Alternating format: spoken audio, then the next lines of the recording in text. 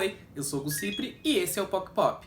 E a primeira temporada de RuPaul's Drag Race chegou ao fim. Com uma campeã merecedora, mais controversa, hoje eu não vou falar especificamente do episódio, eu vou falar sobre a temporada no geral. Eu reuni informações de toda a temporada para tirar as conclusões e saber como essa temporada se saiu aos olhos do público. Pelo menos aos meus, né? Então se você ainda não assistiu a final, se você ainda não assistiu o RuPaul's Drag Race, eu aconselho que você vá assistir a temporada, vá assistir a final, porque esse vídeo tá cheio de spoiler. Então, vamos nessa!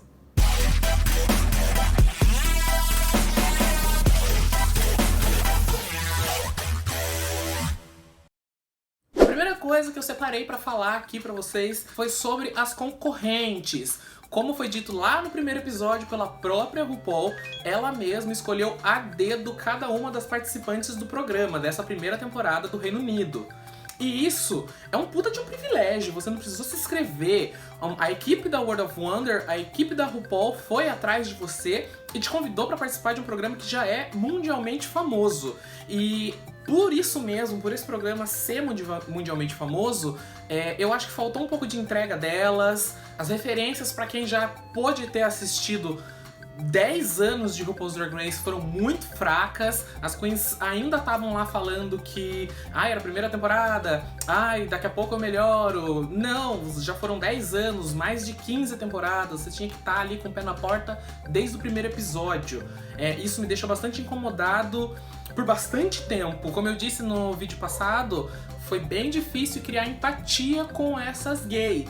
Por quê? Porque elas eram fracas, elas não se mostravam, elas não tinham o mesmo potencial e a mesma fúria que as queens dos Estados Unidos. Talvez porque culturalmente nós estejamos mais preparados para assistir RuPaul's Drag Race lá nos Estados Unidos? Sim, talvez porque nós somos brasileiros e eu, por mim, pelo menos, eu acho que aqui no Brasil a gente tem queens absolutamente perfeitas que você não vai encontrar em nenhum outro lugar do mundo. A nossa cultura drag é muito vasta, muito rica e tão interessante ou até mais do que a dos Estados Unidos. Talvez por isso a gente tenha ficado meio assim com essas queens.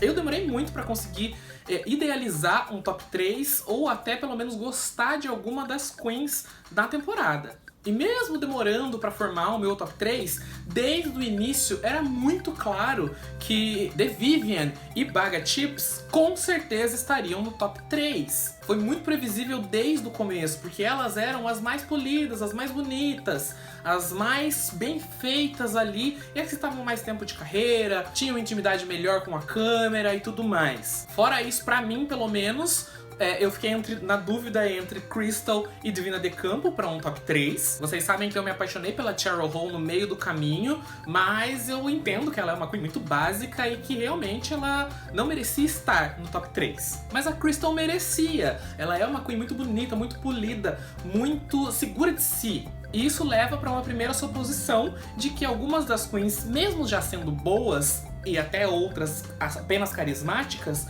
foram escolhidas justamente para um futuro All Stars que provavelmente vai existir no Reino Unido. O segundo tópico que eu separei aqui é o desenvolvimento do programa. Já é de praxe, já há alguns anos em RuPaul's Drag Race, eles focarem cada episódio em uma história dramática de alguma queen em frente ao espelho, ou o que acontece ali em algum momento. Nessa temporada a gente teve The Vivienne falando sobre drogas, Divina De Campo falando sobre escola, junto com todas as outras queens, as meninas falando sobre casamento igualitário. Então a gente teve esses assuntos, mas esses assuntos parece que não perduraram e não repercutiram tanto quanto outros assuntos em outras temporadas de RuPaul's Drag Race. Por quê? E mais uma vez eu acredito que isso seja uma questão cultural.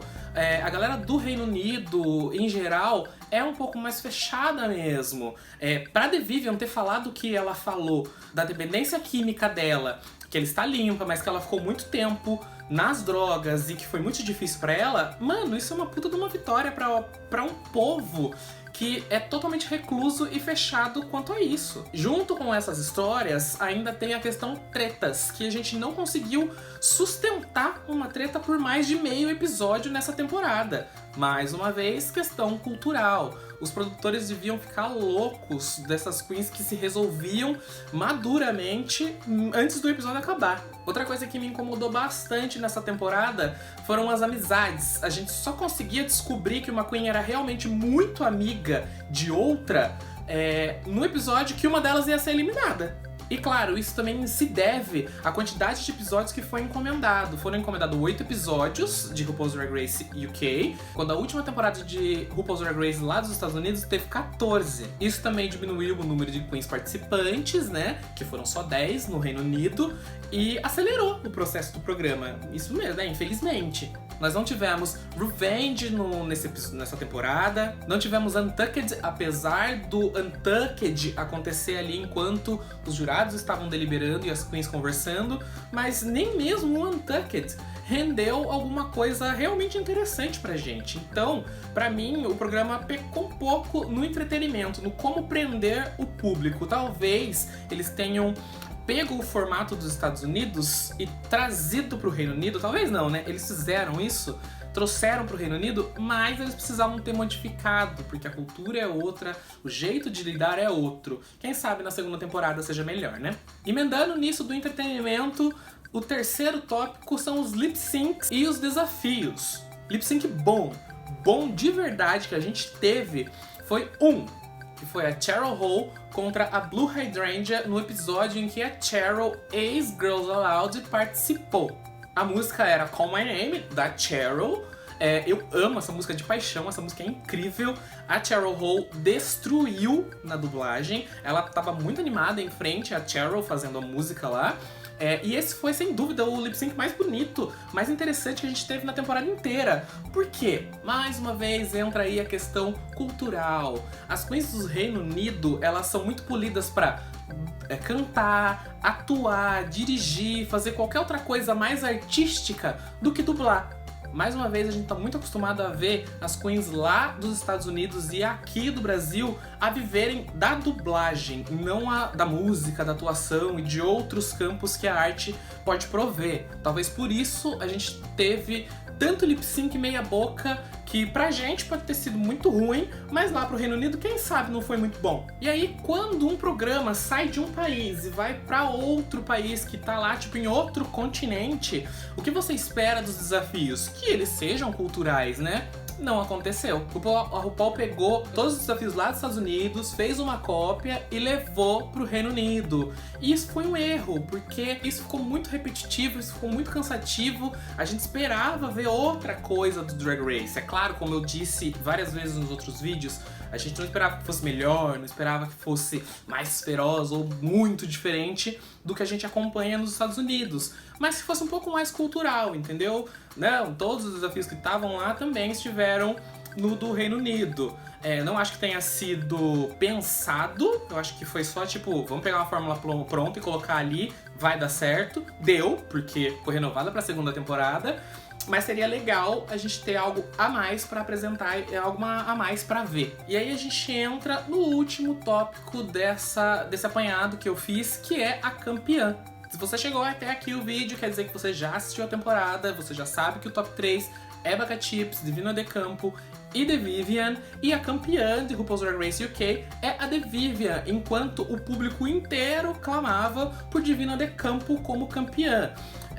A gente já tá acostumado, de verdade, né, a clamar por uma campeã e a segunda colocada ou a segunda pessoa que a gente pensa ganhar. Muitas vezes nem é a segunda pessoa que ganha, é uma pessoa que você nem imagina, mas estamos acostumados a quem nós queremos como campeã fique em segundo lugar. Como foi o caso da Katia, como foi o caso da Shangela, e por aí vai, né? Isso quer dizer que a The Vivienne não merecia ter ganho a competição? Não, isso não quer dizer que ela não merecia. Ela mereceu e muito. A The Vivienne é uma queen extremamente polida, é uma queen extremamente perfeita na comédia, na atuação, na postura e tudo mais. O que faltou pra ela um pouquinho ali foi carisma mas aparentemente não faltou o suficiente pra ela perder. Porém, todo o público estava muito mais encantado com a Divina de Campo. E talvez por isso ela não tenha ganho. A RuPaul, ela meio que pondera dessa maneira, sabe? A Queen já é muito querida, ela já vai galgar muita coisa. Por que eu vou dar uma coroa pra ela? Por que eu vou dar o título e uma visibilidade maior?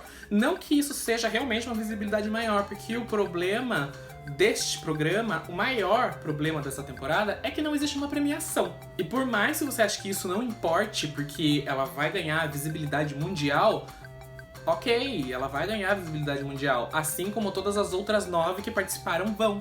Fora isso, a campeã ia ganhar uma websérie produzida pela World of Wonder, que eu duvido que 5% de quem assistiu de fato a temporada vai assistir. Eu mesmo não tô nem aí, não quero assistir. Mesmo que fosse a Divina de Campo, que era a minha torcida, eu não ia assistir. Apesar de tudo isso aí, eu considero que RuPaul's Drag Race UK tenha sido uma boa temporada, apesar de ter sido um pouco anêmica, um pouco apática, mas ela foi renovada para a segunda temporada. Esperamos que agora, no ano que vem, quando a gente tiver essa entrega, seja melhor do que essa primeira, seja um pouco mais memorável. Meus parabéns pra The Vivienne, que ganhou a coroa aí.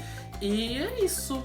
Conta pra mim o que você achou dessa temporada, o que você achou dessa campeã, se você concorda com as coisas que eu disse aqui. Usa os comentários, deixa seu like aqui se você gostou desse vídeo e se inscreve no canal se você ainda não é inscrito, que acabou o RuPaul's Drag Race, mas não vamos parar de falar sobre drag, cultura gay, cultura queer aqui no canal, tá? Toda semana vai ter vídeo novo, não larga de mim, se inscreve, vem ser meu amigo, tá? Se você quiser assistir a review de todos os episódios do RuPaul's Drag Race UK que eu fiz, clica aqui que eu fiz uma playlist, vou deixar linkado pra vocês ou lá na descrição, tá bom? Sobre Drag Race, então, por enquanto é isso. Beijos!